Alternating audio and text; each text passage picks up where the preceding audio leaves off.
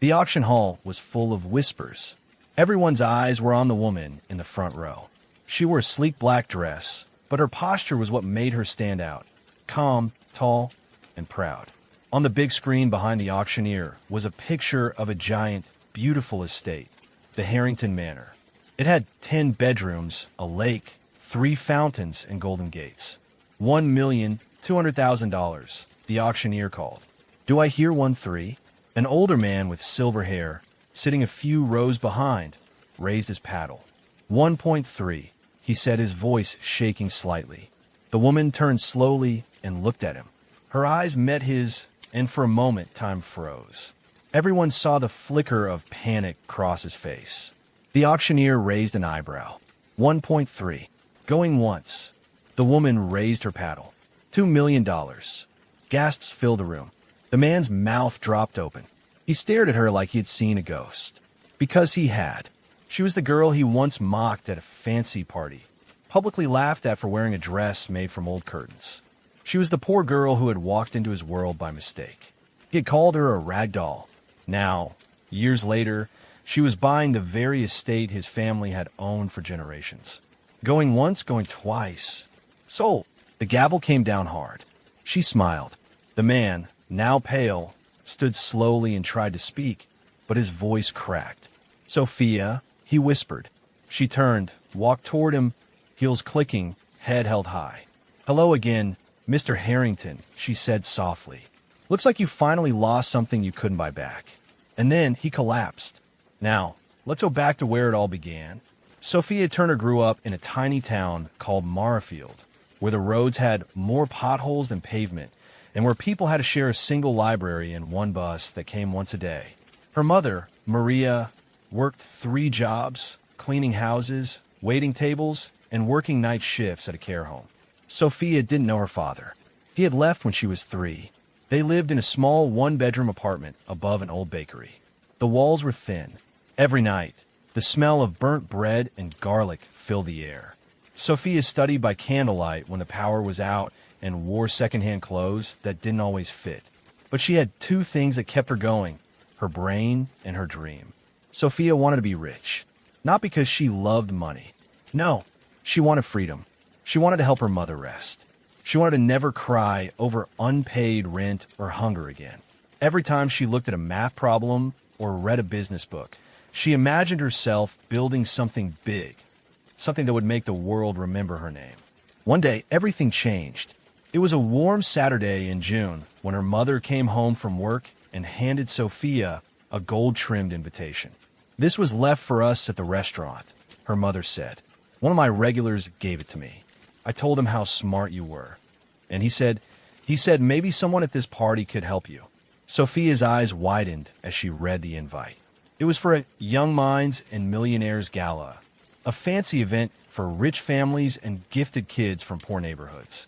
They were bringing a few lucky ones to meet donors who might pay for scholarships. Sophia's name was on the list. But they had one rule, wear formal attire. Sophia opened her closet and stared.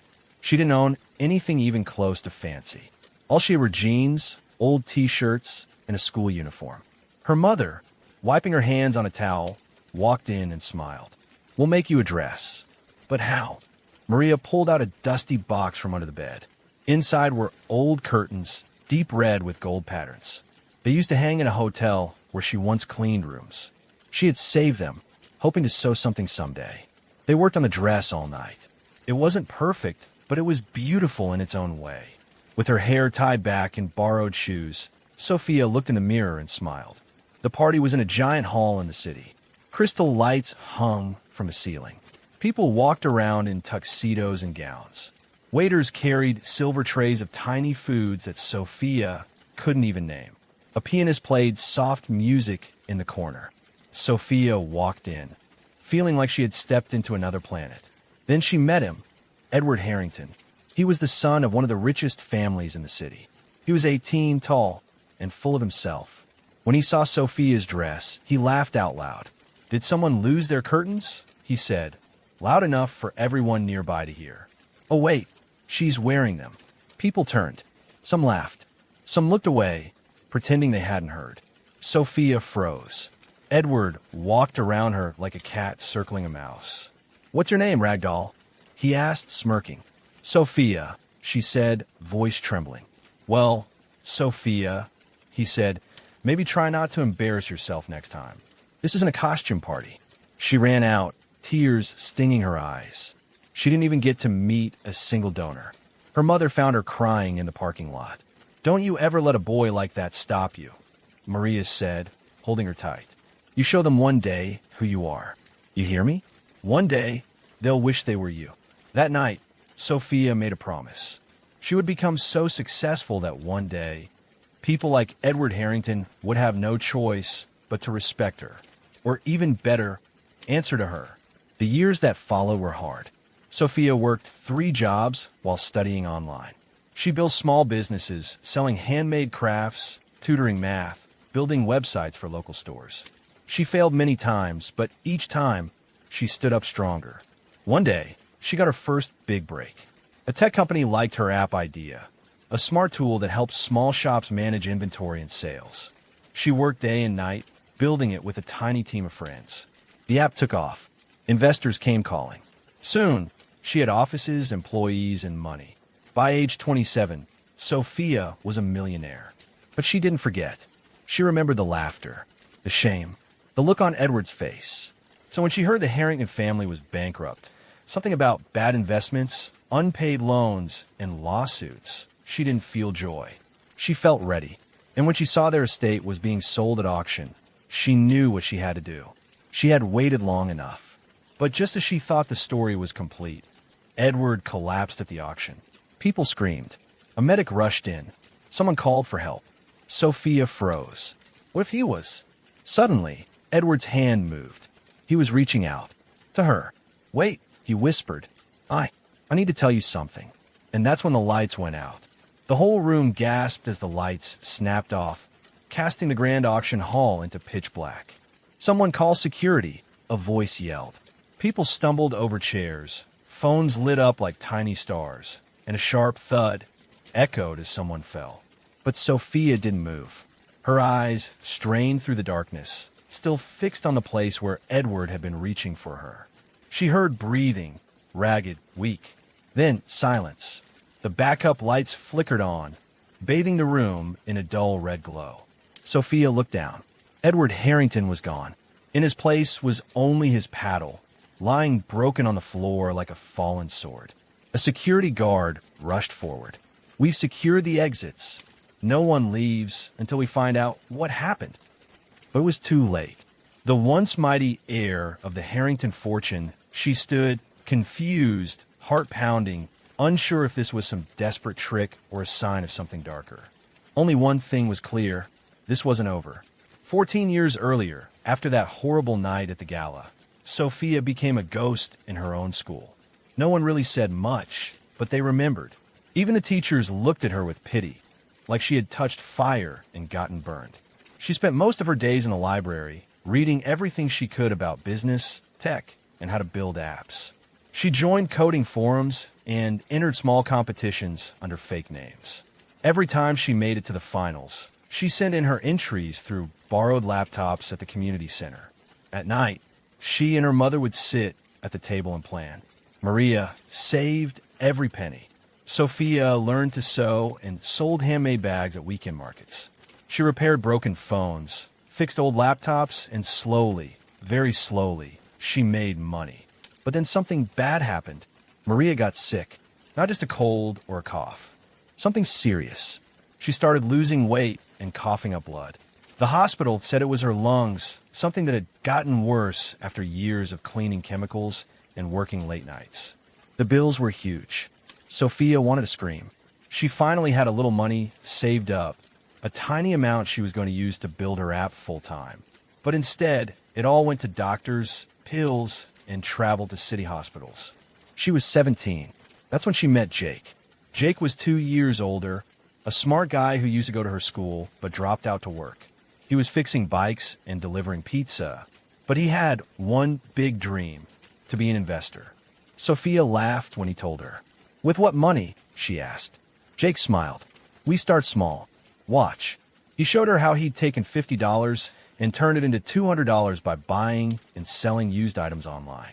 Sophia was shocked. They teamed up. She made the deals, handled customers, and checked prices. Jake did the deliveries and repairs. Within a year, they had over $10,000. But then they were robbed. All the cash was gone from the envelope under her bed.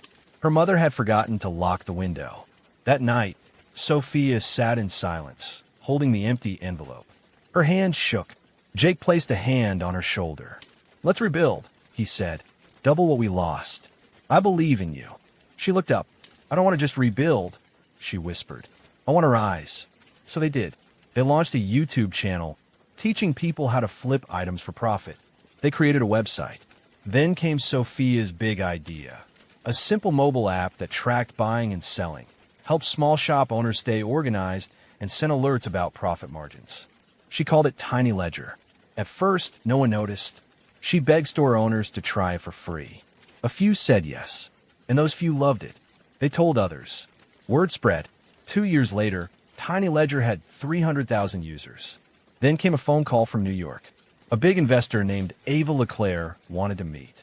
She flew Sophia and Jake to Manhattan. They stayed in a real hotel, ate real food. Ava sat with them in a shiny glass building and asked one question. "What do you want?" Sophia thought for a long time before answering. "I want to help people like me. Kids with nothing. Moms who work 3 jobs. And I want to buy back my story." Ava smiled. "Good answer. You got your deal." That deal changed everything. Tiny Ledger became a full company. Sophia became its CEO. She gave jobs to people from Marfield. She built a new apartment for her mom. She bought Jake his own car for deliveries. She didn't buy fancy things. No gold watches. No big diamonds. But she kept one picture on her desk. A photo from that party. The night she wore a curtain dress and was laughed out of the room. And she never forgot the name, Edward Harrington. Which was why, years later, when she saw an article titled, "Harrington Family Losing Estate, to be sold at auction," she didn't blink. She marked the date, and she showed up. Back in the auction hall, the security guards locked the doors. One of them looked at Sophia. "Ma'am," he said, "did you know Mr. Harrington personally?" She gave a small nod. "A long time ago. He left this," the guard said, handing her a folded note from the floor where Edward had collapsed. It was in his hand. Sophia took it. Her fingers trembled slightly. The note was short. It read, "I'm sorry. There's more to the story. Meet me, please, before it's too late." No signature, just an address scribbled on the back. A rundown motel on the edge of town. Sophia's mind raced. Was this real? Was he trying to make peace? Was it a trick? She didn't know. But something in her chest, something she hadn't felt in years, told her to go. Later that night, she drove out in her black SUV. The motel was exactly as expected.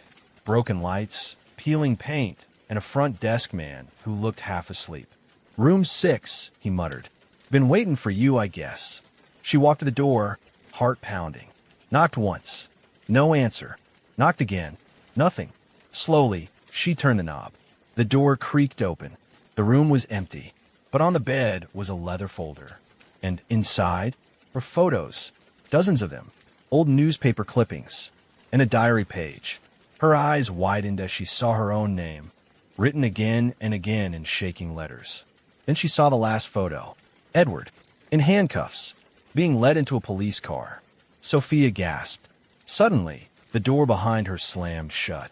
A shadow moved across the window, and a voice spoke behind her. "You weren't supposed to see that." Sophia spun around so fast, she nearly slipped on the faded carpet. Standing in the doorway was a tall man in a gray coat. His face was hidden by the shadows, but his voice, cold and sharp, cut through the room like ice. "You shouldn't have come alone." Sophia backed away, her hand brushing against the bed where the folder lay. Her fingers instinctively slid it under the pillow. "Who are you?" she asked, trying to keep her voice steady. The man took a slow step forward, closing the door behind him. The lock clicked. "Someone who knows why Edward Harrington vanished," he said, "and why he should stay gone." Sophia's eyes narrowed. "What do you mean, stay gone? Is he alive?" The man didn't answer right away. He walked over to the tiny motel fridge, opened it, and pulled out a bottle of water. He twisted the cap, took a sip, and finally said, "He's alive for now, but he's in deep trouble, and if you're smart, you'll forget about him." Sophia wasn't the kind of person who just forgot. Why was he at the auction?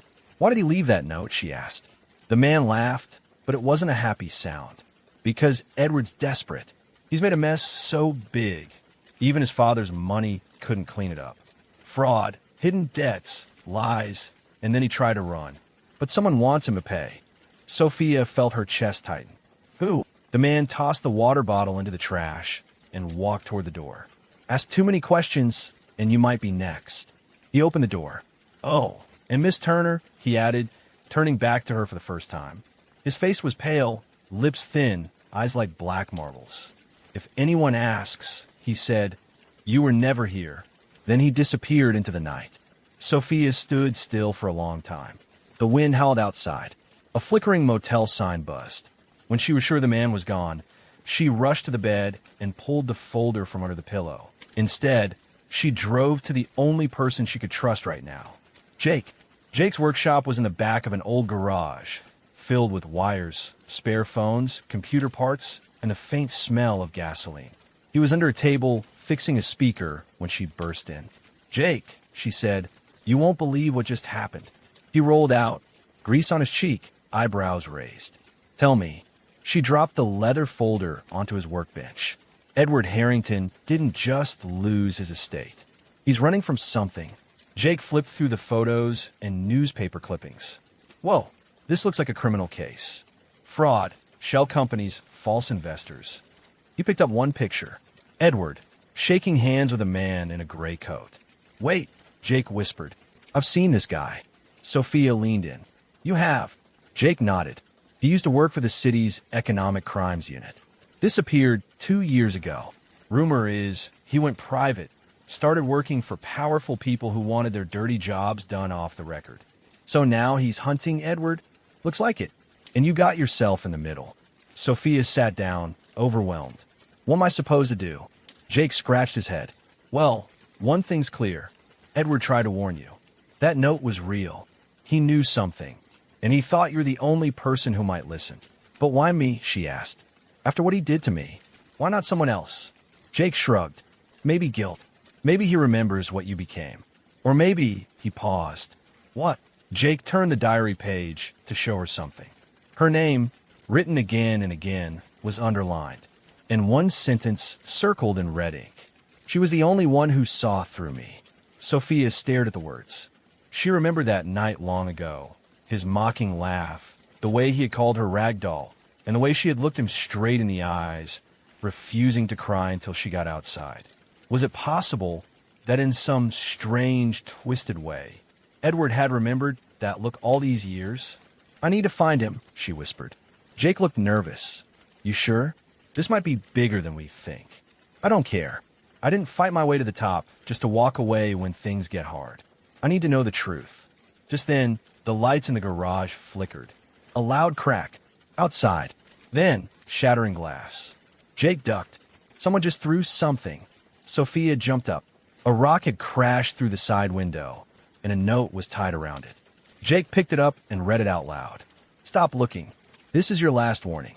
Sophia looked at the broken window, then at Jake. They weren't just being followed. They were being watched. She grabbed her bag.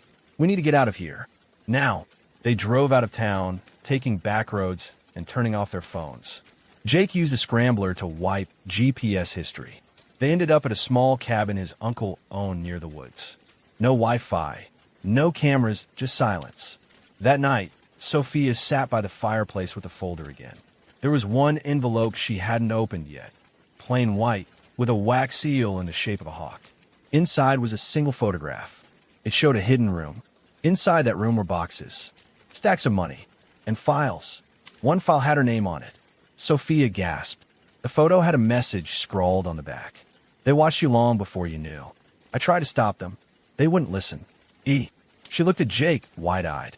"What does this mean?" she asked. Jake looked like he had just seen a ghost. "It means," he said slowly, "that Edward wasn't the only one with secrets."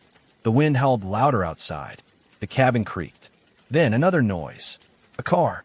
Far off, but coming closer. Too slow to be passing. Too quiet to be friendly. Sophia stood, heart hammering. Jake grabbed a flashlight. They peered through the window. Headlights, coming up the dirt path. Sophia's phone, long turned off, buzzed for the first time. One message, from a blocked number. It read, "Run." The word echoed in Sophia's mind like a siren. Run. Jake didn't wait. He tossed a hoodie at Sophia, grabbed the folder from the table, and pointed to the back door of the cabin. "Come on," he hissed. "We'll take the woods. My uncle has an old trail bike hidden in the shed." Sophia's heart raced. Her brain was still trying to catch up. Edward was alive, being hunted, and now so was she. Someone had been watching her for years. Her name was on a file in a secret room, and whoever had sent that car was coming for her next. They slipped out the back door just as the headlights swept across the front porch. The cabin creaked again, louder this time, as the vehicle came to a stop. Sophia followed Jake through the trees, ducking under branches and leaping over roots. The forest smelled of pine and damp earth. She didn't stop running until they reached the old wooden shed, hidden by wild vines. Jake threw open the door. Inside was a rusty dirt bike. "Get on," he said, tossing her a helmet. "It's loud but fast." They revved off just as a beam of flashlight danced through the trees behind them. Someone shouted, "Hey, they're here." Jake hit the gas. The bike roared down a narrow path, bouncing over rocks and weaving between trees. Sophia held on tight, the wind slapping her face, branches scratching her arms. They didn't look back. After nearly 20 minutes of twisting through the forest, they broke through the trees and onto a gravel road. Ahead, a small gas station flickered in the distance. Jake slowed the bike, panting. "We need to find a safe place to think." Sophia pointed. "The diner across from the gas station. It's 24 hours. We can blend in." They ditched the bike behind a dumpster, wiped off as much dirt as they could, and walked into the diner like two tired travelers. Inside, it smelled like pancakes and burnt coffee. A few truckers sat at the counter. The waitress barely glanced at them as she handed over menus. Jake whispered, "So what's our move?" Sophia looked down at the folder. "We need to find the room in the photo. It's the only clue we've got." "But where is it?" Sophia pulled out the photo again. In the corner, barely visible, was a painted crest, a hawk above a shield. She tapped it. "This symbol, it's on the Harrington family crest. I remember seeing it on the auction brochure." Jake's eyes widened. "So the hidden room is inside Harrington Manor?" Sophia nodded. "And now it belongs to me." He leaned in closer. "You think Edward knew you'd win it?" "I don't know, but he left that folder where I'd find it. He wanted me to have it." Jake sat back. "Okay, then we go back to the estate. We search the place before anyone else gets there." Sophia frowned. "We'll need a reason. The auction staff won't just let us walk in." Jake smirked. "You're the new owner, remember? You can do whatever you want." Just then, Sophia's phone buzzed again. Another message. "You shouldn't have run. You won't get another chance." Attached was a photo.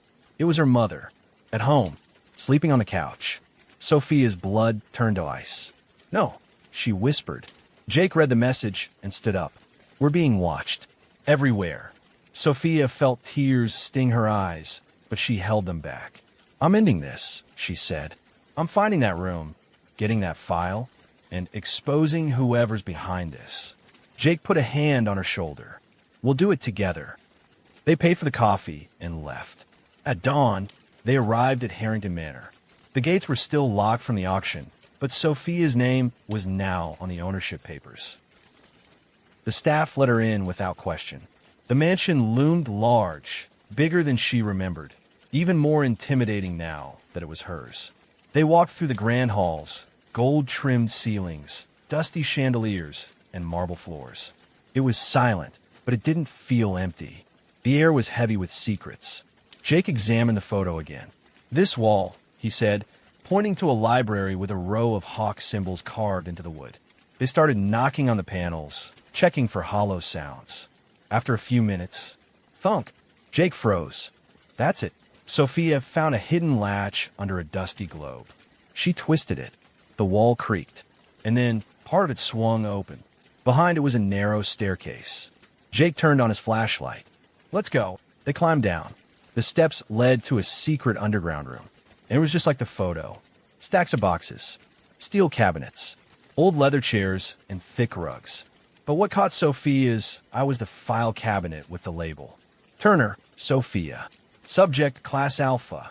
She opened it with shaking hands. Inside were documents, reports, surveillance photos of her at school, at markets, even inside her apartment window. There were notes about her online business projects, apps, and even conversations she'd had with Jake. "This is insane," she breathed. "They were watching me since I was a teenager." Jake picked up another file. "There are others, look. Names, faces, all tracked like experiments." Suddenly, they heard footsteps upstairs. Fast, heavy. Jake's eyes locked on Sophia's. "They're here." Before they could move, the wall behind them slammed shut, trapping them inside the secret room. They ran back up, banging on the door. No use. Then a voice crackled over a speaker hidden in the wall. "Well done, Sophia," the voice said. It was the man from a motel, the one in the gray coat. "You found the truth.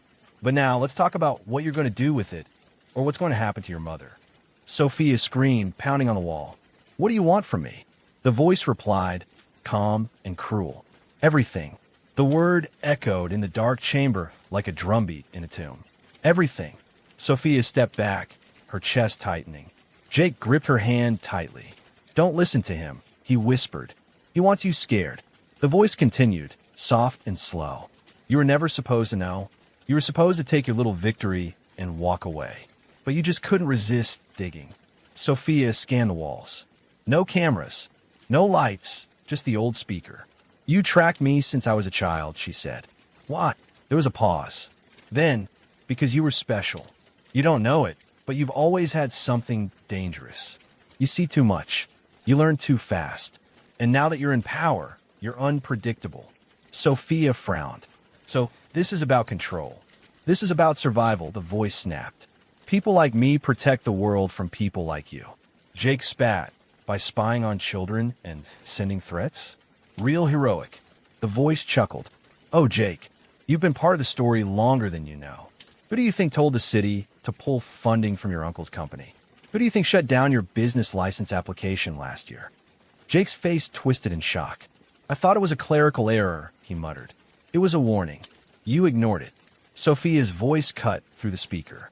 "Let us out, or I swear, the whole world will know what you've done. I have the files."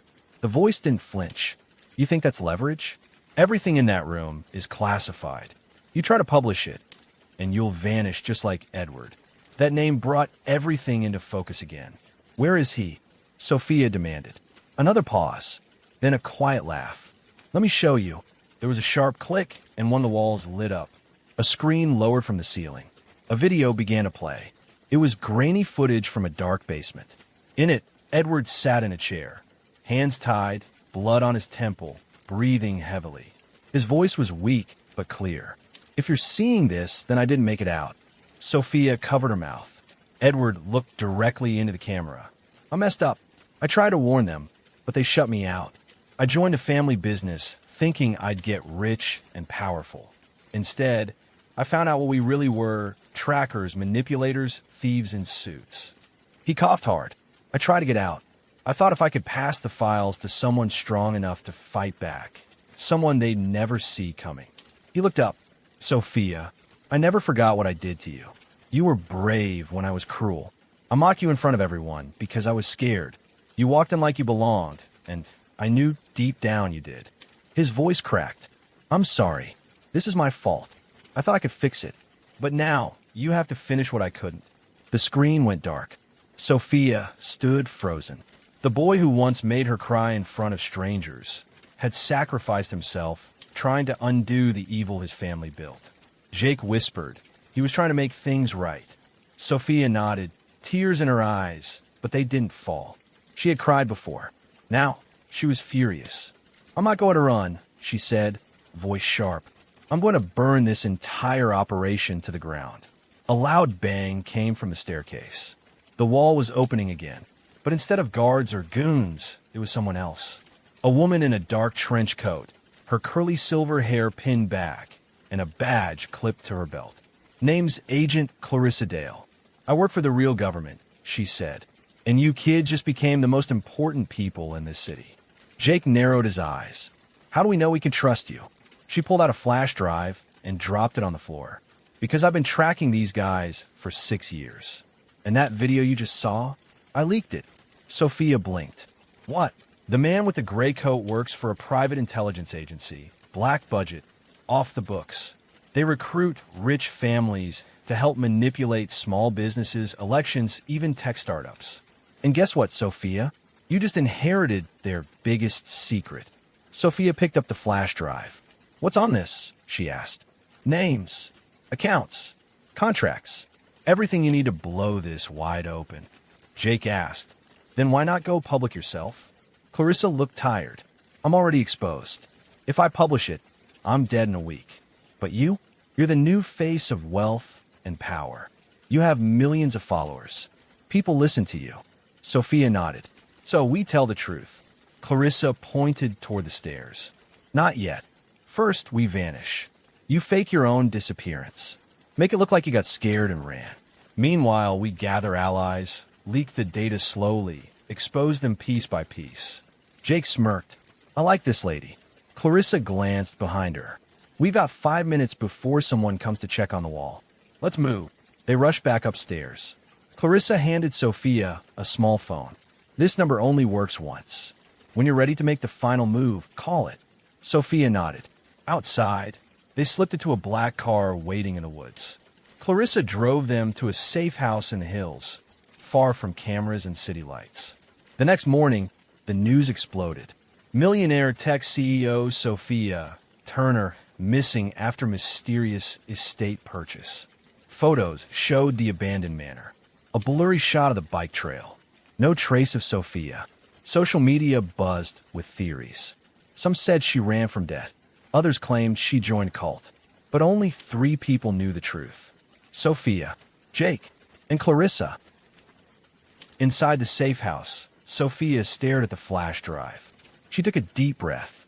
This wasn't just about revenge anymore. It was about justice. About all the other kids who had been watched, used, or crushed before they could rise. This time, they picked the wrong girl. She clicked on the first file, and that's when the safe house lights went out. The room went black. For a heartbeat, everything was still. Then Jake whispered, "They found us." Sophia's fingers tightened around the flash drive. The laptop in front of her blinked off as the hum of the power generator stopped. Clarissa reached under the table and pulled out a small flashlight. She clicked it on, casting a soft yellow beam across the walls. "Stay low," she said. Sophia ducked behind the table while Jake pulled the window curtain aside slightly and peered outside. "There's a black van at the bottom of the hill," he said. "No license plate." Clarissa swore under her breath. They shouldn't have tracked us this fast. Either we have a leak, or they were watching the estate before we ever left. Sophia's mind raced. They shut the power before we could copy the files. If they break in and steal the flash drive. They won't, Clarissa snapped. Not while I'm here. She handed Sophia a small metal case. Emergency tech. That flash drive? Put it in here. It encrypts the data and sends it wirelessly to 3 remote servers I set up. If something happens to us, the information lives. Sophia clicked the drive into the case. The little box blinked blue, then green. Done, Clarissa said. Now let's move. A crash came from the front door. Go out the back. Clarissa shouted. I'll stall them. No, Sophia said, grabbing her hand. We don't leave people behind. Clarissa gave her a hard stare. You're the key to this. I'm a backup plan. Then we make a new plan, Sophia said. Together. Jake pulled open a trapdoor under the rug. There's a crawl space. Leads out to the old shed. We can all make it. Clarissa hesitated, then nodded. Let's go. They climbed into the tight space, crawling through dirt and cobwebs. Behind them, they heard the door slam open and boots storm inside. A loud voice barked, "Search everything. Find a girl." The 3 of them stayed quiet as they crawled through the passage, hearts pounding. Finally, they reached the shed. Jake pushed up the floorboard, and they climbed out. Clarissa pulled out a burner phone and texted something fast. Then she turned to Sophia. You just went from a millionaire to the most wanted woman in the country. Sophia gave a cold smile. Good. That means I'm doing something right. They hopped into a backup car Jake had parked earlier and drove fast through back roads, avoiding main streets and cameras. Hours later, they stopped in a small lakeside town called Pinebrook. Quiet, peaceful, perfect for hiding. They rented a tiny cabin under fake names. Inside, Sophia finally had a chance to sit down and breathe. But peace wouldn't last long, because while Sophia and her team were hiding, the enemy was striking back. The next day, news broke of a massive scandal, but not the one Sophia wanted. Tiny Ledger under federal investigation for tax fraud, data theft. Her face was on every screen. A reporter stood outside her company building as agents swarmed the place. This morning, the government launched a surprise investigation into the company run by missing tech millionaire Sophia Turner, the reporter said. Insiders say the charges could lead to life in prison. Jake threw a pillow across the room. They're setting you up. Clarissa nodded grimly. Standard move. Discredit. Isolate. Destroy. Sophia looked out the window, fists clenched. They're trying to turn me into the villain. Clarissa sat beside her. That's why we leak the truth slowly. Piece by piece. Build sympathy. Control the story. Sophia stood. No, I'm not going to hide anymore. If they're going to call me the villain, then I'll be the villain they never saw coming. She grabbed the encrypted case. It's time the world heard the real story. That night, they hacked into a dozen social media platforms and uploaded a short video. No name, no face, just a voice. Sophia's voice.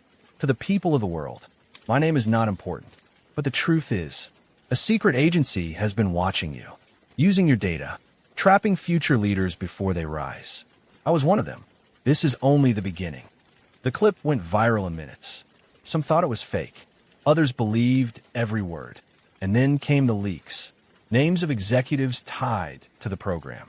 Hidden payments to private spies. Photos of secret rooms, just like the one in Harrington Manor. The world was waking up. But with every truth exposed, Sophia knew the danger grew worse. 2 nights later, it hit home. They were in the cabin, watching the news. Jake went out to get firewood. He didn't come back. 10 minutes passed. 15. Sophia opened the door and called his name. No answer. Clarissa rushed outside with her. They searched the woods with flashlights. And then they found it. Jake's shoe. Next to it, on a tree, was a note pinned with a knife. He's still alive. But if you want him back, stop the leaks. Stop everything, or you'll get him back in pieces. Clarissa stared in horror. Sophia took the note in shaking hands. Her mind screamed. They had Jake. The people who had tried to ruin her, trap her, erase her. They had taken the one person she trusted more than anyone. Sophia turned to Clarissa. No more hiding. No more waiting. Her voice was cold. Steal. We're going to get him back. Clarissa nodded slowly. But what if it's a trap? Sophia looked at the dark forest ahead. Then we walk into it, she said, and burn it from the inside. Rain poured as Sophia and Clarissa drove through the winding roads outside Pinebrook, the windshield wipers thumping like a nervous heartbeat. Neither of them spoke much. The weight of the note, the threat, the missing friend, it all sat heavy between them. Sophia stared ahead, jaw clenched. Jake was strong, smart, and careful. If he had been taken, it meant their enemies were growing desperate or confident. The GPS they'd hacked and showed a red blinking dot. A tracker Clarissa had secretly planted in Jake's jacket during a mission weeks ago. It was a tiny chip, solar-powered and invisible under the fabric. The signal had gone still for hours. But now, it had moved. Stopped. A building appeared on the map. Eldon Research Facility decommissioned. Clarissa checked her tablet. That place shut down 5 years ago. Budget cuts. But I guarantee it's not empty now. Sophia's voice was ice. Then let's end this. They pulled up a mile away, hidden behind trees. In the distance, the facility loomed like a sleeping giant. Gray walls, old fences, barbed wire still intact, and cameras that moved a little too smoothly for a place that was abandoned. Clarissa opened the trunk and handed Sophia a vest. Kevlar, just in case. And this. She handed her a sleek black phone. One button. Hit if things go bad. Sends a kill switch to the servers. All the files, every leak, every bit of proof, they go public. Every country, every platform. Instant chaos. Sophia nodded. Let's hope I don't need it. They moved in under the cover of darkness, slipping through a hole in the fence. Clarissa disabled 2 external cameras with a jamming signal. They crept along the side of the building until they reached a maintenance hatch. Inside, empty halls stretched out in every direction. But one sound stood out. A faint voice. Get away from me. Sophia froze. That's Jake. She sprinted forward before Clarissa could stop her. Through a rusted metal door, down a stairwell, past broken lights and cracked tiles, she found him. Tied to a chair. Eyes bruised, but alive. Sophia, he whispered. What are you doing here? It's a trap. Before she could respond, the lights snapped on. Floodlights. Dozens of them. A ring of armed guards surrounded them in an instant. Clarissa jumped in front of Sophia, weapon drawn, but it was no use. The gray-coated man stepped from the shadows. The one from the motel. The one who had haunted them since the auction. I told you to stop, he said, but you wouldn't listen. Sophia stepped forward. You made this personal. He sneered. You think you're the first one to threaten us? The first to leak something? You're not special. She locked eyes with him. You're wrong. I don't want to hide or threaten. I want to end you. The man laughed. And how do you plan to do that? You're surrounded. You have no power here. Sophia smiled. Wrong again. She pressed the button. The guards hesitated. The man frowned. Do you think that button scares me? You wouldn't dare. A sudden beep echoed from every guard's earpiece, followed by a soft female voice, initiating full broadcast sequence. Global release commencing in 30 seconds. The gray coat's smile dropped. What did you do? Sophia held up the phone. Everything you tried to bury is about to be seen by the world. The files, the names, the contracts, even the videos of Edward, if he's still alive. He lunged toward her. Clarissa fired a shot in the air. The guards backed up. Suddenly, something even more shocking happened. The walls shook. An explosion thundered from upstairs. One of the guards screamed into his radio. We're under attack. Sophia turned to Clarissa. Did you call backup? Clarissa shook her head. No, but someone did. The hallway behind them filled with smoke as masked figures rushed in. Tactical gear. Silent steps. Each wearing a crest with a hawk scratched out, crossed through with red. One of them pulled off his mask. Edward, barely standing, but very much alive. Miss me, he rasped. Sophia stared at him, stunned. Ow! No time, he said. I've been in hiding, watching, waiting. There are others like me, people they try to silence. We've been building a team, a resistance. This was our moment. The gray-coated man tried to escape. Jake, still tied up, stuck out his foot and tripped him. The man fell hard. Sophia walked over and stood above him. I told you I'd burn this whole thing down. He looked up, eyes filled with hate. This isn't over. Sophia crouched beside him. No, she said. It's just beginning. With that, Edward's team took control of the building. The files continued uploading. Screens all over the world lit up with names, secrets, faces, and corruption. People rioted. Governments demanded answers. And the name Sophia Turner became more than just a millionaire's. It became a movement. Later that night, as emergency crews arrived and journalists crowded outside the blown-out gates of the Eldon facility, Sophia stood under the stars with Jake and Edward. Edward's arm was in a sling. Jake had a black eye. Sophia? She just looked up. At peace. Jake nudged her. You really think it's over? She smiled. No. And then, behind them, one of the resistance members approached, holding a phone. It's a video message, he said. Encrypted. Just came through. No ID. Sophia took the phone, played the video. The screen showed a new face. A woman with a scar across her cheek, smiling coldly. You don't know me yet, Sophia, but you just messed with my plans. And I don't forgive. The screen went black. Sophia stared at the phone, then looked at her friends. There's always a bigger shadow, Jake said. So what do we do? She looked ahead at the horizon. We keep going. Behind her, the ruins of a hidden empire burned. Ahead, A new war was coming, and Sophia Turner was ready. 1 month later, the world was different. News networks still buzzed with stories about the Turner leaks. World leaders faced public trials. Secret agencies crumbled. Protests turned into policy. Families who had been torn apart by surveillance and manipulation came forward, naming names, thanking one person, Sophia Turner. She hadn't just exposed corruption. She had pulled out its roots and set them on fire. Sophia now lived in a small stone house on a quiet cliffside overlooking the ocean. She had stepped down as CEO of Tiny Ledger, handing the company over to a board of trusted minds from honest communities. People like her, once silenced, now empowered. The company was no longer just a business. It was a tool for justice. Jake lived 2 houses down, healing, rebuilding, smiling more. He worked remotely, developing security tools that helped whistleblowers stay hidden and safe. Clarissa, always a shadow and a guardian, had joined a global task force meant to clean up the mess left behind. She sent Sophia updates each week, simple and short. Another one down. We're winning. And Edward Harrington? He had disappeared again. On purpose this time. After helping bring down the corrupt empire his family helped build, he vanished into the wind, leaving behind only one message to Sophia. I started as your enemy. Thank you for letting me end as your ally. I'll fight from the shadows now. For you. For everyone. No one heard from him after that. Some said he joined Clarissa's network. Others believed he changed his name and started over in a country far away.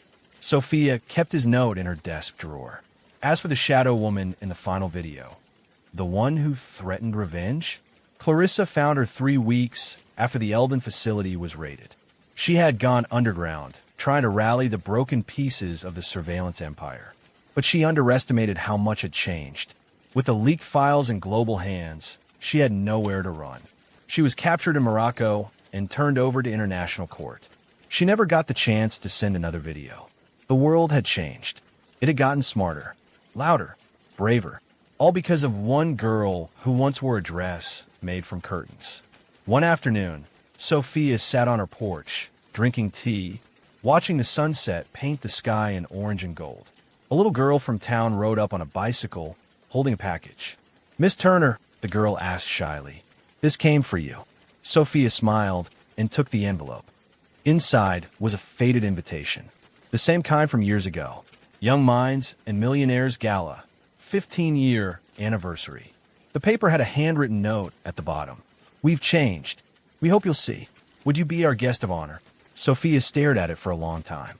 Then she turned it over. She wrote 3 words in bold ink. "I already won."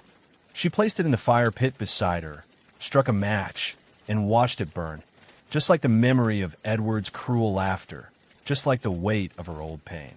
She didn't need a room full of rich people to know her worth. She had rewritten her story.